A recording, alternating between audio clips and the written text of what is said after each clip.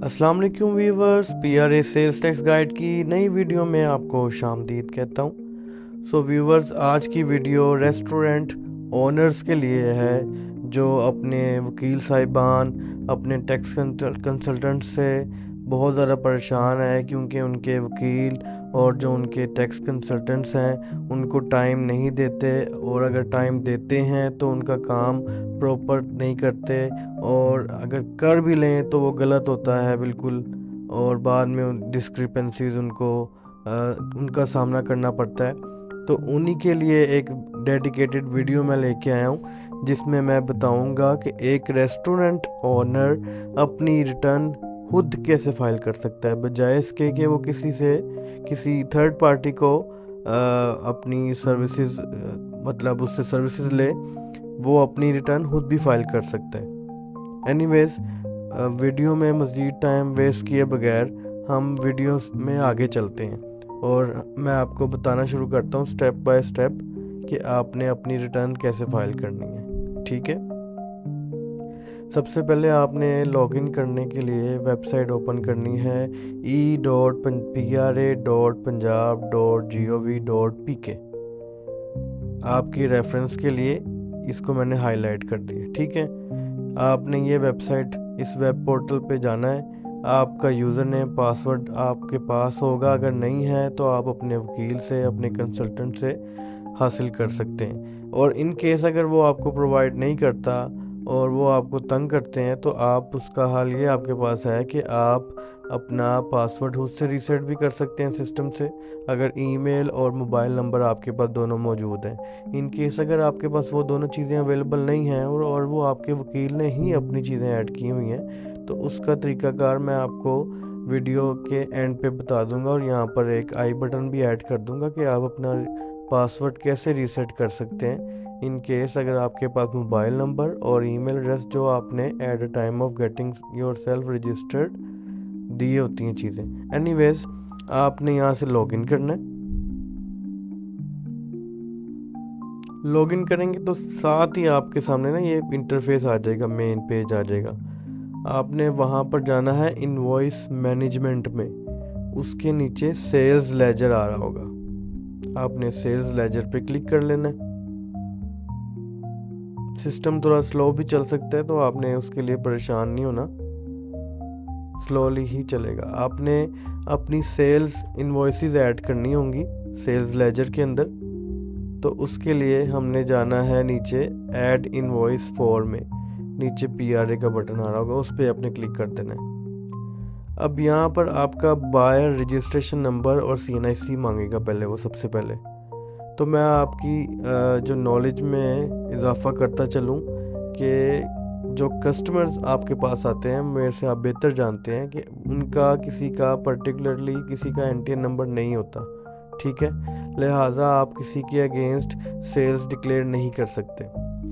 तो उसका सलूशन ये होता है कि आप ये एक डमी एनटीएन डाल सकते हैं, 999, 999 और 8, और आपने ये राइट साइड पे कहीं पर भी क्लिक कर देना है तो ये आपका बायर नेम ऑटोमेटिकली फेच कर लेगा सिस्टम।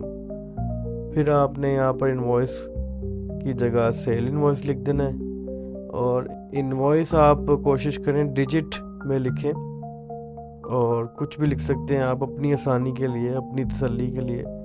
मैं यहाँ पर लिख लेता हूँ क्योंकि मैं दो तरह की इनवॉइसेस डिक्लेयर करूँगा, आप बेहतर जानते हैं, आप बिजनेस ओनर हैं। तो एक सेल होती है हमारी 16% पे, जो जब आप किसी से कैश लेते हैं, कैश वसूल करते हैं, उस पे आप टैक्स जो काटते हैं वो अलग होता है।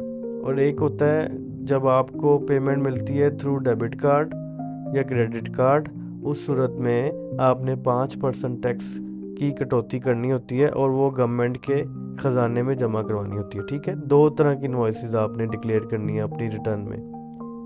अगर आपको कहीं पर लगे कि कुछ समझ नहीं आ रहा तो मैं अपना नंबर नीचे पिन कर देता हूँ, आप मुझसे डायरेक्ट रब्ता कर सकते हैं व्हाट्सएप पे। मेरी मिनिमल सी एक कंसल्टेशन फ़ीस होगी बस। एनीवेज, यहाँ पर मैं अपनी इनवॉइस ऐड कर देता हूँ, अंदाज़न मैं डाल रहा हूँ ये अपनी तसल्ली के लिए। इनवॉइस नंबर 1 और ये 16% वाली सेल मैं डिक्लेयर कर दूँगा। अब मैं आपको बताता चलूँ, अब कोई भी मंथ की, जिस मंथ की रिटर्न होगी आपकी, आपने उसी मंथ की डेट डालनी है। तो डेट एहतियातन आप, अब मुझे ये याद नहीं है कि मैंने ये रिटर्न कौन सी फाइल करनी है अभी। एनीवेज दिसंबर यहाँ पर कर लेते हैं हम। आपने दिसंबर लिख लिया, फिर सेल टाइप में गए, यहाँ पर सर्विसेज पे क्लिक कर देना है। बिजनेस आईडी आपकी जो भी आ रही होगी नीचे उसको सिलेक्ट कर लेना है, और ब्रांच आईडी भी आपने उसके अकॉर्डिंगली कर लेनी है। फिर एचएस कोड आपका यहाँ पर रेस्टोरेंट आ रहा होगा, आपने वो क्लिक करना है, और यहाँ पर 15 आ रहा है, आपने 16 पे क्लिक करना है। आपके पास 16 ही आ रहा होगा।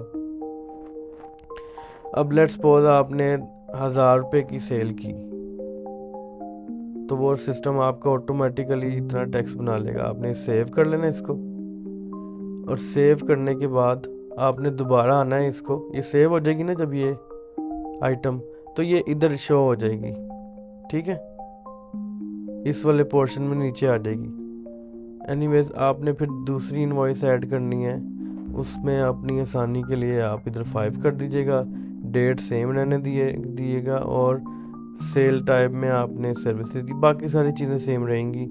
आपने सिर्फ वैल्यू ऑफ सर्विस, यानी आपकी टोटल सेल्स जितनी आपने डिक्लेयर करनी है, आपने वो लिख देनी है। लेट्स सपोज 500 है मेरी सेल, तो ये देखिए सिस्टम ने ऑटोमेटिकली सेल्स टैक्स वहाँ पर डाल दिया, ठीक है। अब ये सारा कुछ होने के बाद, दोनों आपने इनवॉइसेस को ऐड करने के बाद, आपने क्या करना है, आपने सेल्स लेजर वाले जो टैब है उसको ख़त्म करना है, और आपने आना है, सबसे पहले मैं देख लूँ इसकी रिटर्न कौन सी पेंडिंग है। अच्छा, हमारी जी दिसंबर की रिटर्न पेंडिंग है। आपने यहाँ पर क्लिक करना है, sales tax, monthly sales tax return filed voluntarily, ठीक है, आपने इस पर क्लिक करना है। फिर वो कहेगा जी सिलेक्ट पीरियड, पीरियड को सिलेक्ट करें। तो पीरियड में आप इधर सेलेक्ट कर सकते हैं 2025। इधर 2025 इसलिए लिखा है कि जो भी बजटिंग ईयर होता है वो जुलाई से शुरू होता है और जून में ख़त्म होता है, ठीक है। तो ये जो पीरियड है अभी जो करंट चल रहा है मंथ, वो 2024-25 में फॉल करता है। यहाँ से आप नीचे से दिसंबर सेलेक्ट कर लेंगे और थोड़ा वेट करेंगे, आपकी मेन पेज की रिटर्न ओपन हो जाएगी। आपने यहाँ पर आना है नेक्स्ट सी। नेक्स्ट सी में आपने आके लोड सेल्स पे क्लिक करना है। जैसे लोड सेल करेंगे ना, अभी मैंने क्योंकि पीछे इनवॉइस नहीं ऐड की कोई, इसलिए सेल इनवॉइस कोई भी नहीं यहाँ पर शो होगी। आपने सिंपली लोड सेल पे क्लिक करना है। जो आपने अपने सेल्स लेजर में 2 एंट्रीज की थी, वहाँ वो ये नीचे आ जाएंगी, सीरियल नंबर 1 के नीचे, सीरियल नंबर के नीचे 1 और फिर 2, आगे चीज़ें आ जाएंगी जो जो आपने ऐड की होंगी। आपने यहाँ से इस वाले बॉक्स को टिक करना है, और वो उन एंट्रीज को आपने कर लेना है, फेच कर लेना है, या फिर लोड कर लेना है, आप ये कह सकते हैं। लोड करने के बाद आपने सबमिट पे क्लिक कर देना है। ऐसे ये सबमिट पे क्लिक हो गया आपका। आपने फिर डाटा पे आना है, डाटा पे आके आपने कैलकुलेट पे क्लिक करना है, और कैलकुलेट पे करने के बाद डायरेक्टली आपने आ जाना पेमेंट पे। पेमेंट पे आने के बाद, क्योंकि आपने पेमेंट कोई की नहीं होगी, तो आपको लिहाजा मेन पेज पे जाना। अच्छा, आपकी जो मतलब आपने अगर 100 रुपये की डिक्लेयर की है ना सेल, तो एग्जैक्टली 16 रुपये आपके बनेंगे टैक्स। मतलब आपका जब पेएबल आपके पास बना आ जाएगा, तो आपने आना है यहाँ पर क्रिएट पेमेंट पे। क्रिएट पेमेंट पे आके आपने सेल्स टैक्स पे क्लिक करना है। फिर आगे 2025 का टैक्स पीरियड, ये 2025 का पीरियड मैं अभी इसलिए कर रहा हूँ क्योंकि हम दिसंबर की रिटर्न फाइल कर रहे हैं, तो ये case to case, month to month vary करेगा, ठीक है। फिर टैक्स मंथ आपने सेलेक्ट कर लेना है, और ये टैक्स ईयर और टैक्स मंथ आपने बहुत ध्यान से सेलेक्ट करना है, क्योंकि गलत हो जाए तो बहुत मुश्किल से ठीक होता है। फिर दिसंबर 2024 ये आपने सेलेक्ट कर लिया। आगे नेक्स्ट पे क्लिक करेंगे, आपकी डिटेल आ रही होंगी, यहाँ से बिज़नेस उठाएं। बिज़नेस उठाने के बाद यहाँ पर अपनी अमाउंट डालें, ये 15 रुपये आपका ये ऐड होगा, और बाकी का सिस्टम का जो है ना टैक्स, PITB का एक फ़ी चार्ज करता है पर PSID बनाने पे, तो वो 100 रुपये होती है। आपने वो करनी है और उसके बाद आपने क्रिएट पेमेंट पे क्लिक कर देना, ठीक है। क्रिएट पेमेंट के बाद वो आपको कहेगा कि आपकी PSID ये जनरेट हो गई है। वो PSID आपने सेव कर लेनी है और वो सेव करने के बाद आपने उसको पे कर देना है। आप उसकी पेमेंट किसी भी बैंकिंग ऐप के थ्रू, जैज़ कैश, इजी पैसा, HBL, किसी भी ऐप के थ्रू आप उसकी पेमेंट भी कर सकते हैं। और इसके अलावा मैं आपको बताता चलूँ, जब आपकी वो पेमेंट हो जाएगी, आपने रिटर्न में जाके अपनी उधर पेमेंट का जहाँ सेक्शन आ रहा था, आप थोड़ा सा पीछे अपनी वीडियो कर लें और देख लें, जहाँ पर पेमेंट का सेक्शन आ रहा था, आपने उस पेमेंट पे जाके राइट साइड पे आपके प्लस का निशान आ रहा था, आपने उस प्लस पे जैसे ही क्लिक करना है तो वो नीचे आपकी पेड अमाउंट जो होगी वो आ रही होगी और आपने उसको टिक कर लेना है, उस CPR को। CPR का मतलब होता है cash receipt, computerise payment receipt, sorry, वो होता है। तो आपने उसको सिलेक्ट कर लेना जितनी आपने पेमेंट की होगी। अब आपकी जो पेमेंट है वो आपको बेहतर पता होगा, जितनी आपने पेमेंट की होगी आपने वो पिक कर लेना उसको और पिक करके ओके कर देना है। फिर आपने डाटा पे आना है दोबारा से, और डाटा पे आने के बाद आपने कैलकुलेट पे क्लिक करना है। कैलकुलेट पे आपने 1 से 2 मरतबा क्लिक करना है और सिस्टम जो है अपना जो अंदर डाटा है सारा उसको कर लेगा अपडेट। और उसके बाद आपने उससे ऊपर थोड़ा सा जाएंगे, वेरिफिकेशन का एक बटन आ रहा होगा, वहाँ पर आपने 4 डिजिट वाले अपनी वेरिफिकेशन करनी है। वेरिफिकेशन करने के बाद आपने सिंपली सबमिट पे क्लिक करना है और आपकी रिटर्न फाइनलाइज हो जाएगी, सबमिट हो जाएगी।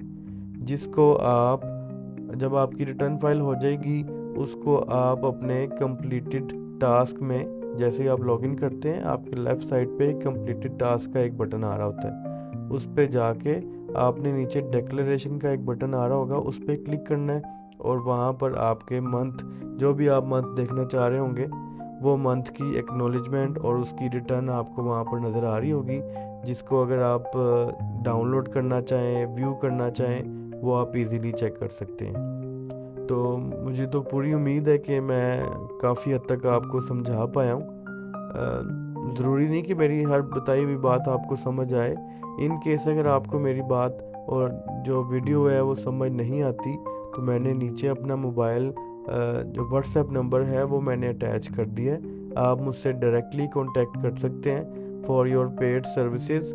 और आपको अगर किसी किस्म की कंसल्टेशन चाहिए, PRA की, FBR की, SCCP की और बाकी प्रोविंशियल अथॉरिटीज़ की, तो मैं हाजिर हूँ 24/7 और आप मुझसे कांटेक्ट कर सकते हैं व्हाट्सएप पे, ठीक है। तो इंशाल्लाह नेक्स्ट वीडियो में आपसे मुलाकात करेंगे और इंटरेस्टिंग वीडियो में इंशाल्लाह कोई ना कोई लेके आऊँगा, जिससे आपकी इंफॉर्मेशन में मज़ीद इजाफा होगा। तब तक के लिए मुझे इजाज़त दें। अल्लाह हाफिज़, अल्लाह निगहबान।